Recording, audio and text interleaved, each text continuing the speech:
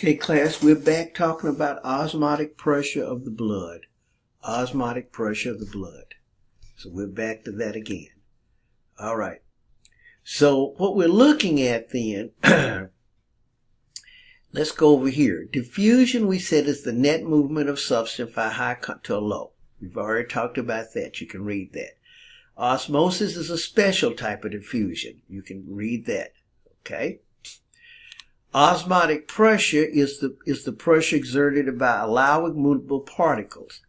Now, osmotic pressure is called a colligative property. A colligative property depends on the number of particles, not respective of the kind. A colligative property depends on the number of particles, number of what we call osmotically active particles, irrespective of the kind. All right, we already talked. I'm going to say that the hyperside acts as a vacuum. Okay, we'll come to that. We've talked about these terms here. These terms here. Okay. And right here, inside a living cell, including there are a certain number of substances in solution. If we add up all the osmotically active particles in solution inside a cell, it will come to a certain number of particles, a certain concentration. Concentration is the amount of substance per unit volume. If a solution was made containing the exact number of particles as those inside the cell, but not the same type. Now listen to this. If we made a solution containing the exact same number, but it doesn't have to be the same type, the solution would be isotonic to the cell. Because again, like I said, osmotic pressure is a colligative property. It depends on the number of particles, not necessarily the kind. You just add up all the particles. You don't have to use the same particles to make an isotonic solution. Just have equal number of osmotically active particles in concentration. Okay, what is osmotic pressure basically equal to? Now, basically what it really equals to is osmotic pressure would equal to the moles. Go back to ANP1. Mole, 1 mole has 6.02 times 10 to the 23rd particle. And there would be this equation here. All right. Now I want to come to something here without getting into all of that there. So an osmole is 1 mole of osmotically active particles. That means 6.02 times 10 to the 23rd. All right. Now this is what I would have done in ANP1. Okay. Let's say you have 2 solutions right next to one another. 2 solutions right next to one another. And we make the membrane permeable to water. We make the membrane permeable, not to the solute. Okay. You have a 1 molar solution of glucose on one side and a 1 molar solution of table salt on the other side. Now let's think about this. A 1 molar solution of glucose on one side and a 1 molar solution of table salt. Now they both have the same concentration, 6.02 times 10 to the 23rd on both sides. So then, if we try to determine which way the water would move, we would assume it's isotonic, that the water would move equally in both what? Directions, because they both had 6.02 times 10 to the 23rd particles. Now this is where you get back to your chemistry. Glucose is bonded covalently. Go back to chemistry. Sodium chloride, table salt, is bonded ionically. Ionic particles split up in water. Let me say it again. Ionic particles split up in water. So since the ionic particles split into 2 particles, you now have twice as many osmotically active particles where the salt is. Instead of having 6.02, you have 12.04 times 10 to the 23rd. So the water would be pulled towards the salt.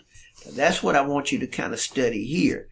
That's why salt raises the blood pressure, because salt pulls water in significantly. Now think about your blood vessels. If salt was pull water in, that would increase what? The water volume.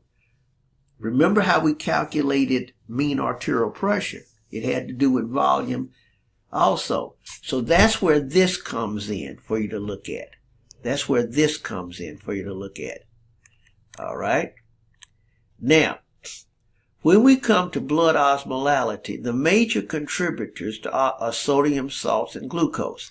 Now, I want to come over here to this right here, though. The total osmotic, because this is going to tie in on something we talked about earlier, not in this chapter. The total osmotic pressure in the blood, okay? There are two things that really contribute to the total osmotic pressure.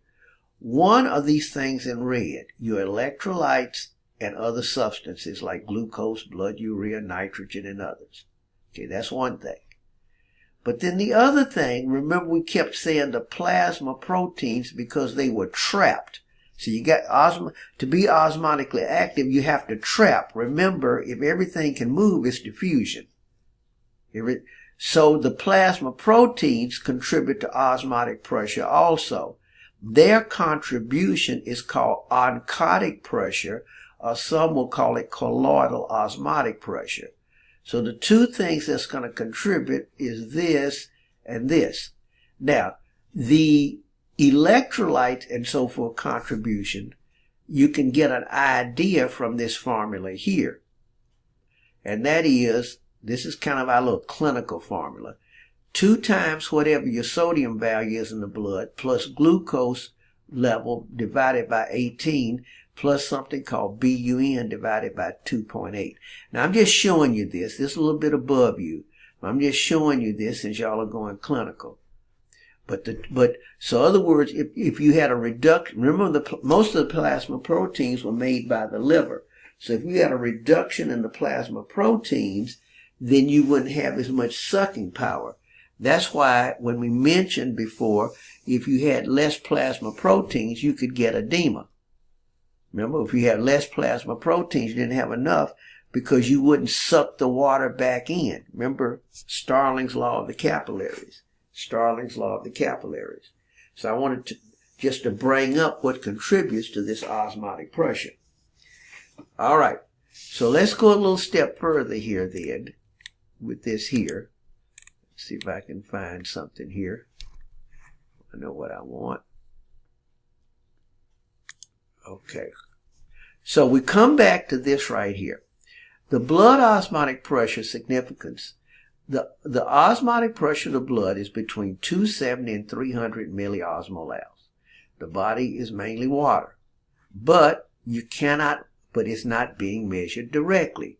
How is it being measured indirectly? Through the blood osmotic pressure. What measures it? Osmoreceptors in the hypothalamus. What kind of keeps it in line? The kidneys and the sweat glands, with the kidneys being the major. Okay, let's go a little further.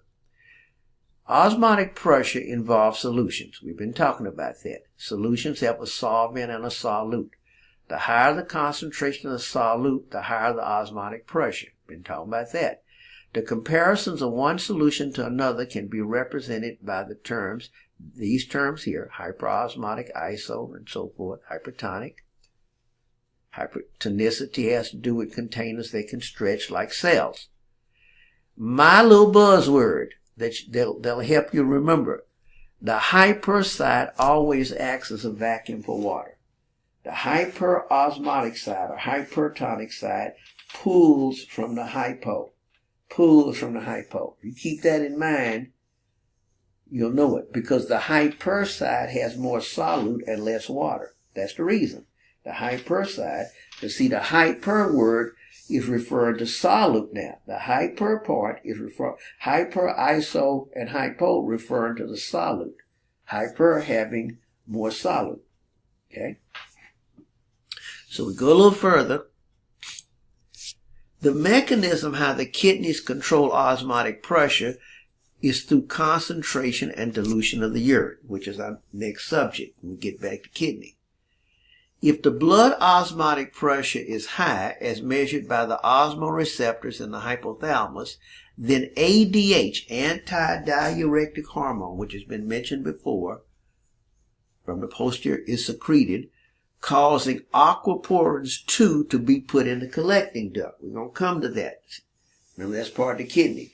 This causes water to be sucked back in the body by being pulled into a hyperosmotic surrounding fluid. So what will happen is that we're going to see that the collecting duct goes straight down back again through a hyperosmolar load. Now, what caused that was the loop of Henle in the juxtaglomerular, but we'll get to that. See what I said? How this work will be discussed later, but this is what's happening.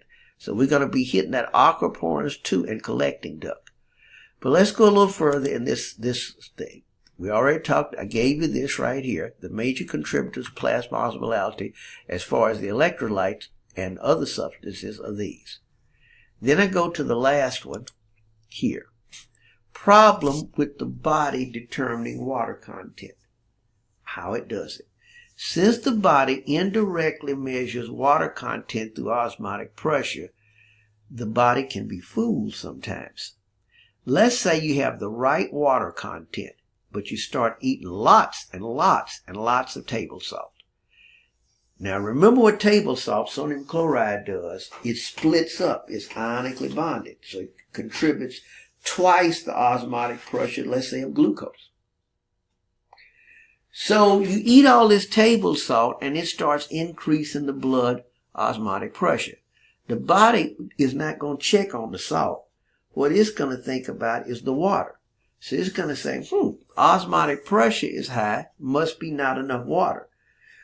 So then what the body will do is do the ADH thing, holding water back, and here's the other clincher.